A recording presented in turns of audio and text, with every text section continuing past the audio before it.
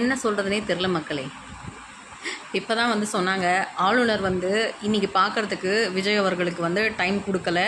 அவங்க வந்து அவசரமாக கேரளா கிளம்புறாங்க. அதனால் வந்து இன்றைக்கி வந்து பார்க்க முடியாதுன்னு சொன்னதுனால தாவேகா தலைவர் விஜய் அவர்கள் பாதி வழியிலே திரும்பி அவருடைய பட்டினமாக்கம் வீட்டுக்கு போயிட்டாங்க அப்படின்னு சொல்லிட்டு இப்போ பார்க்குறேன். நீங்களே பாருங்களேன்.